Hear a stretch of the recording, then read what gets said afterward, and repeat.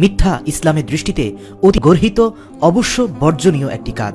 মিথ্যাবাদিতা মুনাফিকের অন্যতম একটি বৈশিষ্ট্য। অথচ আপনি জানলে অবাক হবেন, 3টি স্থানে রাসূল পাক সাল্লাল্লাহু আলাইহি ওয়াসাল্লাম মিথ্যা কথা বলা জায়েজ করেছেন। আল্লাহু আকবার। আমরা অনেক ভাই হয়তো জানি না যে 3টি বিশেষ স্থানে চাইলে মিথ্যা বলা যাবে। আসুন আজকের ভিডিওতে আমরা সেই 3টি বিশেষ সময়ের কথা আলোচনা করব যখন আপনি মিথ্যা বলতে পারবেন তথা আপনার জন্য মিথ্যা বলা জায়েজ হয়ে যাবে। এটি এসেছে আবু দাউদ শরীফের হাদিস নম্বর 4921 নং হাদিসে। সেখানে নবী করিম সাল্লাল্লাহু আলাইহি ওয়াসাল্লাম ইরশাদ করেন, 3টি স্থানে মিথ্যা বলা জায়েজ। 1, স্বামী তার স্ত্রীকে খুশি করার জন্য মিথ্যা বলা জায়েজ। আল্লাহু আকবার।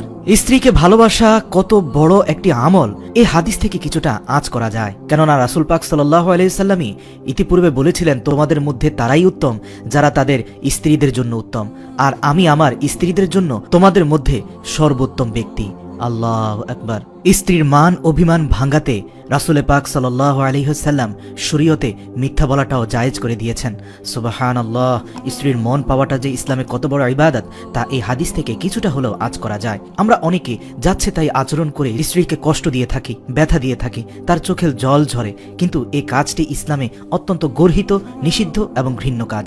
বরং তার মন পেতে একটু একটু মিথ্যা ইনিয়ে বিনিয়ে কথা বলা ইসলামী শরীয়তে মোটেই নিষিদ্ধ কিছু নয়।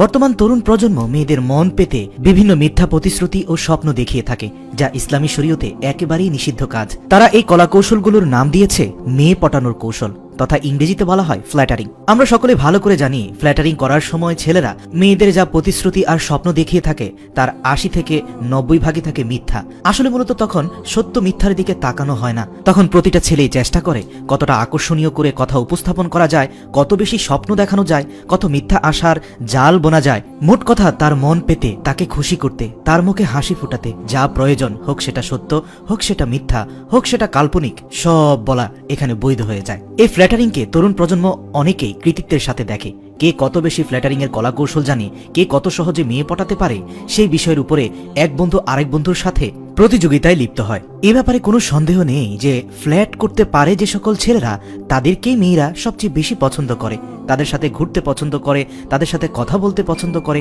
তাদের সাথে সময় কাটাতে পছন্দ করে। মোট কথা, রোমান্টিক কথায় ভরপুর বাকপটু ছেলেদেরকে মেয়েরা অনেক পছন্দ করে। আল্লাহু আকবার। এই বিষয়টা মাথায় রেখেই হয়তোবা আমাদের দয়ার নবী, সর্বকালের শ্রেষ্ঠ মহামানব হযরত মুহাম্মদ সাল্লাল্লাহু আলাইহি ওয়াসাল্লাম আজ থেকে 1400 বছর আগেই স্ত্রীর মন পেতে এই ফ্ল্যাটারিংটাকে বৈধ করে গিয়েছিলেন, যেখানে সত্য মিথ্যা মিলিয়ে স্ত্রীর মনকে খুশি করতে আপনি বিভিন্ন রোমান্টিক কথা বলতে পারেন। এই জায়গায় একটু একটু মিথ্যা মোটেই অপরাধের কিছু নয়। কিন্তু দুঃখের সাথে বলতে হয়, আজকের তরুণ প্রজন্ম সেই ফ্ল্যাটারিংটা স্ত্রীর সাথে না করে বিবাহ বহির্ভূত বেগানা নারীর সাথে করে, যা ইসলামে জঘন্য, ঘৃণিত এবং নিকৃষ্ট কাজ। এর ফলে মানসিকভাবে, শারীরিকভাবে, সামাজিকভাবে লাঞ্ছিত, অপমানিত হয় বর্তমান তরুণ প্রজন্ম। অনেকে তো প্রেম ভালোবাসায় মগ্ন হয়ে ছ্যাঁকা খেয়ে মানসিক যন্ত্রণায় আত্মহত্যার পথ পর্যন্ত বেছে নেয়। কেউ আত্মহত্যা না করলে মাদকসেবী হয়ে যায়, আর নয়তো সেই ব্যক্তির ক্যারিয়ারটা তছনছ হয়ে যায়। দুঃখের সাথে বলতে হয়, আমাদের তরুণ প্রজন্ম জানেই না বিয়ের পূর্বে প্রেম ভালোবাসা, ফ্ল্যাটারিং আমাদের ব্যক্তিগত জীবনটাকে যতটা দুর্গন্ধময় এবং বিপর্যস্ত করে ফেলে, ঠিক ততটাই বিয়ের পরের দাম্পত্য জীবনের প্রেম ভালোবাসা এবং ফ্ল্যাটারিং তথা রোমান্টিক বাক্য আলাপ স্বামী স্ত্রীর মধ্যে জীবনটাকে ততটাই সুগন্ধময় এবং আলোক উজ্জ্বল করে তোলে। বিয়ের পূর্বে এক বা একাধিক নারীর সাথে এরকম প্রেম ভালোবাসার সম্পর্ক গড়ে তুলে শ্রান্ত, পরিশ্রান্ত, বিপর্যস্ত মন নিয়ে এক পর্যায়ে হয় মাদক ধরে, আর নয়তো মেয়েদের প্রতি প্রবল ঘৃণা নিয়ে আজীবন বিয়ে শাদী থেকে দূরে থেকে যায়। এই সকল ভাইরা জানেই না একটু ধৈর্য ধারণ করে বিয়ের পরে এই কাজগুলো করলে তাদের জীবনটা কতটা সুখময় হয়ে যেত। আল্লাহ রাব্বুল আলামিন আমাদের যুবক ভাইদেরকে সিরাতাল মুস্তাকিমের পথ দান করুক, আমিন। যাই হোক, আমরা বুঝতে পারলাম যে স্ত্রীর মন পেতে, ভালোবাসাকে মজবুত করতে, অথবা সে অভিমান করলে তার অভিমান ভাঙাতে, সংসারে সুখ শান্তি আনতে একটু ইনিয়ে বিনিয়ে মিথ্যা বলা জায়েজ আছে। এবারে যাওয়া যাক দ্বিতীয় প্রসঙ্গে, যুদ্ধের ময়দানে মিথ্যা বলা জায়েজ। এর ব্যাখ্যায় ওলামায়ে কেরাম বলেন, আপনি যুদ্ধের ময়দানে গ্রেপ্তার হলেন, তখন আপনাকে জিজ্ঞাসা করলো তোমরা কতজন সৈন্য, তখন আপনি সেখানে যুদ্ধ কৌশল হিসাবে সংখ্যা বেশি বলতে পারেন। যেমন নবী করিম সাল্লাল্লাহু আলাইহি সাল্লাম ঘোষণা দিতেন, আগামীকাল সকালে ফজরের নামাজ আদায় করে সৈন্যদের নিয়ে পূর্ব দিকে রওনা দিব। কিন্তু দেখা যেত তিনি ফজরের নামাজ শেষ করে পুরো উল্টো পশ্চিম দিকে রওনা দিয়েছেন। এখানে অনেকেই বুঝতো না রাসূল পাক সাল্লাল্লাহু আলাইহি ওয়াসাল্লাম এই কাজটি অত্যন্ত কৌশলের সাথে করতেন, কারণ রাতে নামাজে মুনাফিকরা থাকতো। তারা শত্রুদের সে খবর দিয়ে দিত যে আগামীকালকে রাসূল পাক সাল্লাল্লাহু আলাইহি ওয়াসাল্লাম যুদ্ধ রণসম্ভার নিয়ে কোন দিকে যাচ্ছেন। এখন রাসূল সাল্লাল্লাহু আলাইহি ওয়াসাল্লাম তাদেরকে ডিস্ট্রাক্ট করতে পূর্বের কথা বলেছেন, যদিও রাসূল পাক সাল্লাল্লাহু আলাইহি ওয়াসাল্লাম জানেন যে তিনি আগামীকালকে মূলত পশ্চিম দিকে রওনা দিবেন। সুতরাং এই যুদ্ধ কৌশলে জয় লাভের জন্য মিথ্যা বলা জায়েজ রয়েছে। এছাড়াও মক্কা মুনাওয়ারাতে ইসলামের প্রাথমিক যুগে যখন কাফির মুশরিকরা রাসূল পাক সাল্লাল্লাহু আলাইহি ওয়াসাল্লামের উপরে অত্যন্ত ক্ষিপ্ত ও প্রতিহিংসা পরায়ণ ছিল, তখনকার সময় এক ব্যক্তি রাসূল পাক সাল্লাল্লাহু আলাইহি ওয়াসাল্লামকে হত্যা করার জন্য এদিক সেদিক খোঁজাখুঁজি শুরু করলো।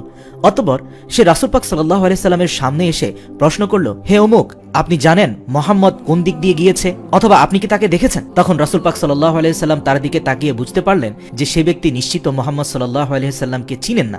যদি চিনতেন তাহলে তো অবশ্যই তাকে দেখেই চিনে ফেলতেন। তখন রাসূল পাক সাল্লাল্লাহু আলাইহি ওয়াসাল্লাম তার নিজের জায়গা থেকে এক হাত সরে গিয়ে পূর্বের জায়গাটি দেখিয়ে বললেন যে হ্যাঁ, সে তো কিছুক্ষণ আগে এখানেই ছিল। আল্লাহু আকবার। এখানে অবশ্য রাসূল পাক সাল্লাল্লাহু আলাইহি ওয়াসাল্লাম মিথ্যার আশ্রয় নেননি, সত্যই বলেছেন, তবে কৌশলী ছিলেন। সুতরাং যুদ্ধের ময়দানে কৌশলী হতে হবে। কিছু কিছু ক্ষেত্রে কৌশল না টিকলে মিথ্যা বলাও জায়েজ রয়েছে। তৃতীয় নম্বরে রয়েছে দুইজন লোকের মাঝে সন্ধি করতে, ঝগড়া মিটাতে মিথ্যা বলা জায়েজ রয়েছে। যেমন আপনার দুই প্রতিবেশী ঝগড়া করে একে অপরের মুখ পর্যন্ত দেখে না, অথবা আপনি বড় ভাই, আপনার ছোট দুটি ভাই ঝগড়াঝাটিতে লিপ্ত হয়ে একজন আরেকজনের সাথে দেখা সাক্ষাৎ কথাবার্তা বন্ধ করে দিয়েছে এবং তাদের এই বিচ্ছিন্নতা পরিবারে অশান্তি সৃষ্টির কারণ হয়ে দাঁড়িয়েছে। তখন আপনি এদের উভয়ের মধ্যে ভালোবাসার সম্পর্ক তৈরি করতে একজনকে গিয়ে বললেন যে তুমি ওর সাথে কথা বলছো না, অথচ দেখলাম সে তোমার প্রশংসা করছে, সে চোখের পানি ফেলে বলছে হায় আমি তাকে কত ভালোবাসি, অথচ এই তুচ্ছ বিষয়কে কেন্দ্র করে সে আমার সাথে এমন আচরণ করলো। আজ দুদিন তার কথা আমার অন্তরে আসতেই চোখ দিয়ে অশ্রু ঝরে। এটা নিশ্চিত যে আপনি যা বলেছেন তা ডাহা মিথ্যা কথা, কিন্তু উদ্দেশ্যটা সৎ। নিঃসন্দেহে আপনি আপনার ভাইয়ের ব্যাপারে যদি এমন একটি বক্তব্য অপর ভাইয়ের কাছে বর্ণনা করেন যার সাথে তার ঝগড়াঝাটি চলছে, নিঃসন্দেহে তার মধ্যে অপর ভাইয়ের ব্যাপারে ভালোবাসা জাগ্রত হওয়াটা খুবই স্বাভাবিক।